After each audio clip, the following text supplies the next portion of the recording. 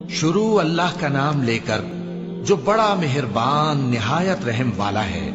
ہم نے نوح کو ان کی قوم کی طرف بھیجا کہ پیشتر اس کے کہ ان پر درد دینے والا عذاب واقع ہو اپنی قوم کو خبردار کر دو۔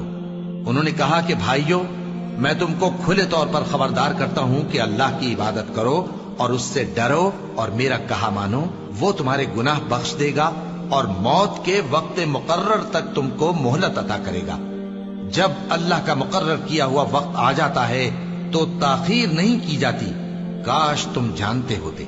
جب لوگوں نے نہ مانا تو نوح نے اللہ سے عرض کی کہ پروردگار، میں اپنی قوم کو رات دن بلاتا رہا لیکن میرے بلانے سے وہ اور زیادہ گریز کرتے رہے۔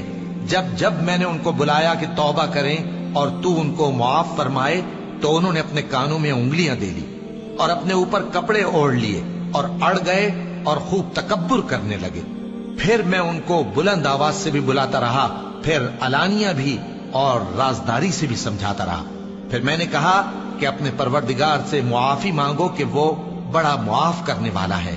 وہ تم پر آسمان سے موسلا دھار میں برسائے گا اور تمہارے مال اور بیٹوں میں اضافہ کرے گا اور تمہیں باغ عطا کرے گا اور ان میں تمہارے لیے نہریں بہا دے گا۔ تم کو کیا ہوا ہے کہ تم اللہ کی عظمت کا اعتقاد نہیں رکھتے، حالانکہ اس نے تم کو طرح طرح کی حالتوں میں پیدا کیا ہے؟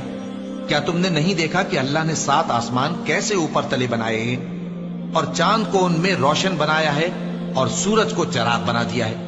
اور اللہ ہی نے تم کو زمین سے ایک خاص طرح سے پیدا کیا ہے، پھر اسی میں تمہیں وہ لوٹا دے گا اور اسی سے تم کو نکال کھڑا کرے گا۔ اور اللہ ہی نے زمین کو تمہارے لیے فرش بنایا تاکہ اس کے بڑے بڑے کشادہ رستوں میں چلو پھرو۔ آخر میں نوح نے عرض کی کہ میرے پروردگار، یہ لوگ میرے کہنے پر نہیں چلے اور ایسوں کے تابع ہوئے ہیں جن کو ان کے مال اور اولاد نے نقصان کے سوا کچھ فائدہ نہ دیا، اور وہ بڑی بڑی چالیں چلے اور کہنے لگے کہ اپنے معبودوں کو ہرگز نہ چھوڑنا، اور ود اور سوا اور یغوث اور یعوق اور نصر کو کبھی نہ چھوڑنا۔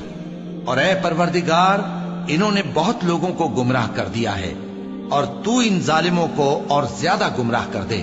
آخر وہ اپنے گناہوں کے سبب پہلے غرقاب کر دیے گئے، پھر آگ میں ڈال دیے گئے، تو انہوں نے اللہ کے سوا کسی کو اپنا مددگار نہ پایا۔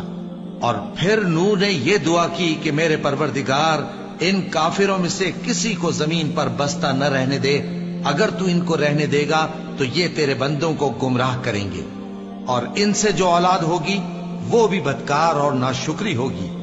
اے میرے پروردگار، مجھ کو اور میرے ماں باپ کو اور جو ایمان لا کر میرے گھر میں آئے اس کو اور تمام ایمان والے مردوں اور ایمان والی عورتوں کو معاف فرما اور ظالم لوگوں کے لیے اور زیادہ تباہی بڑھا۔